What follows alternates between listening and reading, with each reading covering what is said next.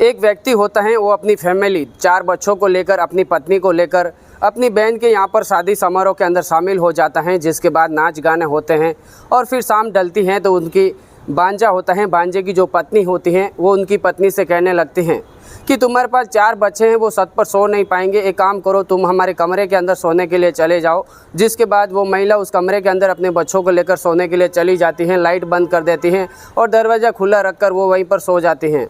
जैसे ही रात के 12 साढ़े 12 बजे के आसपास का वक्त होता है, उस भांजे को इस बात की जानकारी नहीं होती है कि जिस जगह पर मेरी पत्नी सोती है उस जगह पर आज मेरी मामी सो रही हैं। आखिरकार उस कमरे के अंदर बड़ी भूल से वो चला जाता है और यहीं से एक आने की शुरुआत होती है, जिसके बाद आज सोशल मीडिया पर काफ़ी ज़्यादा वायरल है। आखिर उस रात क्या हुआ था, पूरी कहानी इस वीडियो के माध्यम से आप सभी को विस्तार से बताऊंगा। लेकिन हमेशा की तरह आप सभी से एक रिक्वेस्ट है कि सुबह 11 बजे के आसपास इसी तरीके की सच्ची कहानियां हमारी रोज़ आती हैं, तो इस वीडियो को लाइक और चैनल को सब्सक्राइब करके बेल आइकन का बटन दबाना बिल्कुल भी मत भूलना।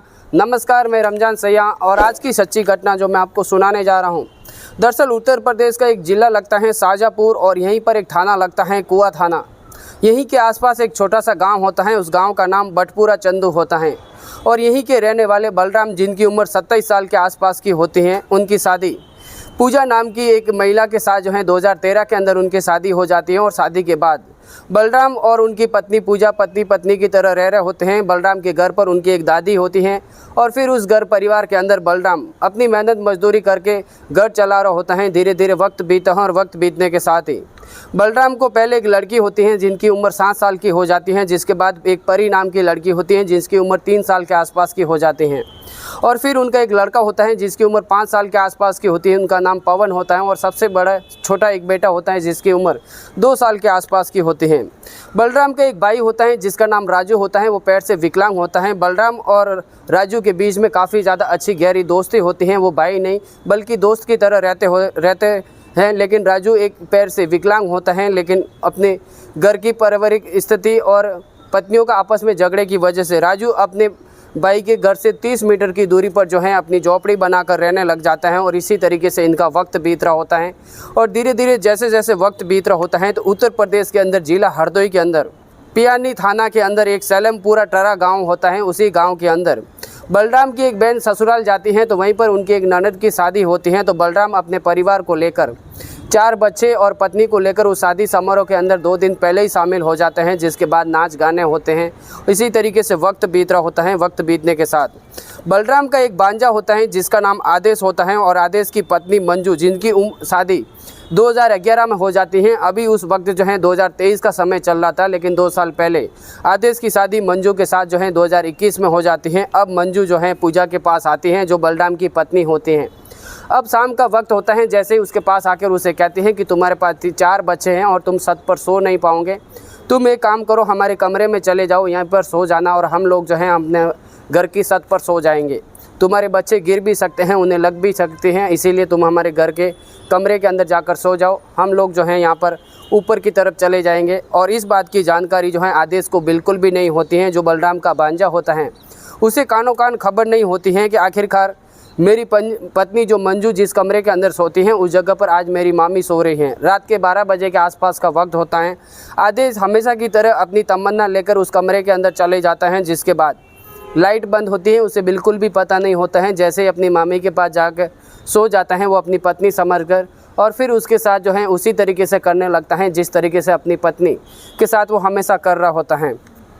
आखिरकार बलराम की जो पत्नी होती हैं पूजा, उसे असमझ होते हैं लगता है, तो आदेश को समझने में बिल्कुल भी देर नहीं लगती है। वो भी समझ जाता है कि कुछ तो कुछ गड़बड़ है। वो तुरंत उठता है, जिसके बाद लाइट चालू करता है तो वो देखता है कि उसके सामने जो है उसकी एक मामी होती है जिसका नाम पूजा होता है। तो आदेश काफ़ी ज़्यादा डर जाता है और उसके बाद वहाँ से कमरे से निकलने की बड़ी तेज़ी के साथ वो कदम बढ़ाता है। तो यहाँ पर बलराम की जो पत्नी होती हैं वो पूजा, उसकी रिश्ते में मामी लगती हैं। आखिरकार आदेश को रोक देते हैं। रोकने के बाद कहते हैं कि तुम इतना सब कुछ कर चुके हैं और इसे आगे भी कर लोगे तो मुझे कोई हैरानी नहीं होगी। आखिरकार आदेश जो हैं बलराम की जो पत्नी होती हैं पूजा, बलराम को अपने बिस्तर पर लेकर आती हैं, जिसके बाद दोनों के बीच में पहली बार संबंध बनते हैं।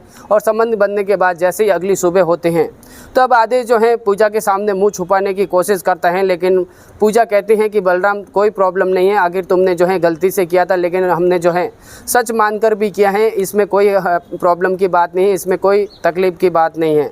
आखिरकार पूरे 2 दिन बीतते हैं, शादी समारोह ख़त्म हो जाता है। अब पूजा जो है अपने पति बलराम के साथ अपने बच्चों को लेकर फिर से घर आ जाती हैं और घर आने के बाद अब आए दिन जो है बलराम की जो पत्नी पूजा होती हैं वो आदेश को बार बार फ़ोन करती हैं और वीडियो कॉलिंग के जरिए उससे बातें करती हैं और एक दिन उसे कहती हैं कि तुम एक बार मेरे साथ संबंध बना चुके हैं, मेरी इच्छा है तुम्हारे साथ और संबंध बनाने की, क्यों नहीं तुम मुझे घर पर मिलने के लिए क्यों नहीं आते हैं।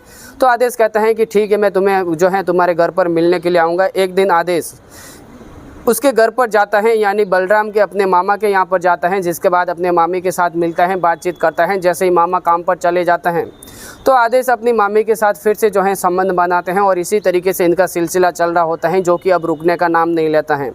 अब बलराम को भी इसी बात का पता लगता रहता है कि आदेश अक्सर जो है मेरे घर पर क्यों आता जाता है, लेकिन इस बात की जानकारी बलराम को कानों कान खबर नहीं होती है कि वो मेरी पत्नी के साथ अनैतिक अवैध संबंध के अंदर है और इसीलिए वो संबंध बनाने के लिए आए दिन मेरे घर पर आता रहता है।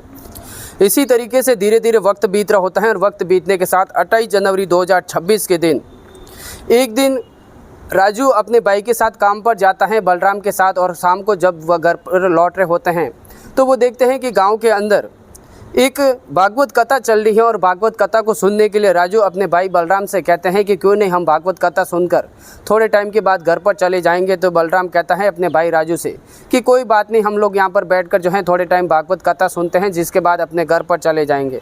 आखिरकार वहाँ पर भागवत कथा सुनते हैं। रात के 11 साढ़े 11 बजे का वक्त होता है। उसके बाद बलराम और राजू दोनों जन अपने अपने घर चले जाते हैं। बलराम अपने घर के अंदर चला जाता है और राजू अपनी कुटिया के अंदर चला जाता है। जिसके बाद जैसे ही अगली सुबह होती हैं तो बलराम को राजू को लगता है कि कहीं ना कहीं लेट हो रहा है, हमें जल्दी काम पर जाना होगा। मैं एक काम करता हूँ, रात को काफ़ी ज़्यादा लेट हो गया था, मैं बलराम के घर पर जाके उसे उठाता हूँ और जल्दी उसे तैयार होने के लिए बोलता हूँ। तो जैसे ही राजू बलराम के घर पर जाता है और आवाज़ लगाता है बाहर से कि बलराम जल्दी करो, हमें जल्दी काम पर जाना होगा। जैसे ये आवाज़ अंदर से पूजा सुनती है बलराम की पत्नी, तो वो अंदर से रोती हुई आती हैं और वो कहती हैं कि तुम्हारे भैया के साथ ये क्या हो गया है, ज़रा अंदर आकर देखिए। आखिरकार राजू भागते हुए सीधे अपने घर के अंदर जाता है। वो देखता है तो बलराम की जो है गर्दन कटकर अलग पड़ी हुई होती है, उसके पास हंसिया पड़ा होता है। और जैसे ही वो देखते हैं तो वो पूजा से पूछने लगता है अपनी भाभी से कि भाभी ये क्या हो गए हैं। तो पूजा कहती है कि इस घर के अंदर रात के अंदर चोर आए थे, जिसके बाद यहाँ पर काफ़ी ज़्यादा तोड़फोड़ हुई है, यानी मेरा पति उनको चोरी करने से रोकता है, उसका विरोध करता है।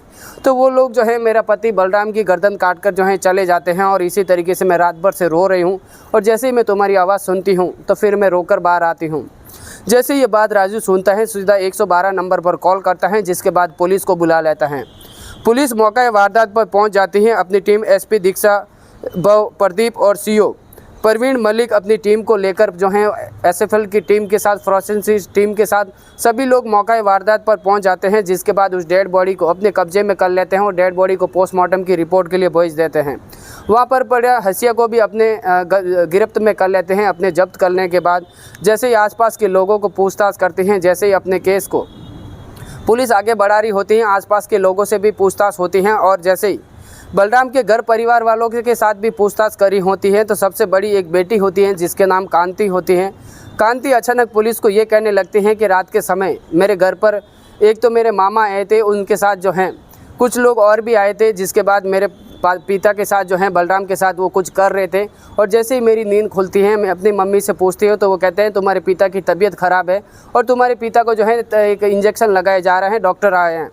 जैसे ये बात पुलिस सुनती है तो पुलिस को शक होता है। बलराम की पत्नी पूजा को गिरफ्तार करते हैं। गिरफ्तार करने के बाद उसे थाने ले जाया जाता है और थाने में लेने के बाद जब उसके साथ पूछताछ करते हैं तो पहले पूजा जो है इधर इधर की बातें करती हैं, लेकिन पुलिस जब सख्ती के साथ पेश आती है तो आखिरकार पूजा टूटती हैं। टूटने के बाद एक कहानी सुनाती हैं। वो कहते हैं कि आज से कुछ समय पहले हम लोग एक शादी के अंदर जाते हैं। मेरे पति की जो बहन होती है उसके यहाँ पर ननद की शादी होती है। जैसे ही उस शादी के अंदर जाते हैं तो रात के वक्त में अपने एक भांजे के लड़के के कमरे के अंदर सो जाती हूँ। जिसके बाद भांजा रात के अंदर आते हैं, उसे पता नहीं होता है कि मैं उसके अंदर सो रही होती हूँ। वो मेरे साथ संबंध बनाने की कोशिश करता है, लेकिन मैं असहमत होती हूँ तो उसे जानकारी लगती है। वो जैसे उठकर लाइट चालू करते हैं तो मैं उसे रोकने के लिए इनकार कर देती हूँ। जिसके बाद हमारे बीच में संबंध भी बन जाते हैं और ये संबंध का सिलसिला अब स्टार्ट हो जाता है।